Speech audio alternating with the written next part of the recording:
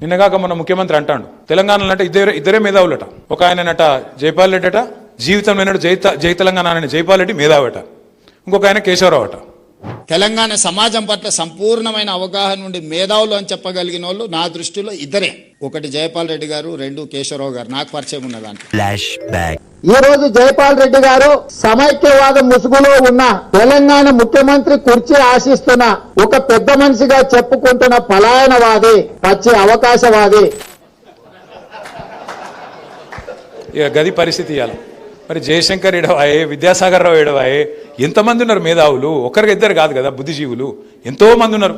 మా ఊళ్ళ పేర్లు చెప్పకపోతే అందుకు నీకు మనసు ఒప్పకపోదు. మరి కోదండరాంకి ఏమైంది? ఆయన నీతోనే ఉన్నాడు కదా, ఆయన పేరైనా చెప్పకపోతే ఇప్పుడు ఆయన చెప్పుకోవట్టే ఏం కావాలి ఇప్పుడు కోదండరాం గారు? ఇంకా వేరే వాళ్ళు సెల్ఫ్ స్టైల్డ్ ఇంటెలెక్చువల్స్ వాళ్ళు ఏం కావాలి? అంటే ఇంత భావదారిద్ర్యం పనికిరాదు ముఖ్యమంత్రి గారు. తెలంగాణ వాళ్ళ గొప్పతనాన్ని కూడా గుర్తించడానికి, గౌరవించడానికి సంస్కారం నీకు లేకపోతే నువ్వెట్లా ముఖ్యమంత్రి అవుతావు తెలంగాణ సమాజానికి?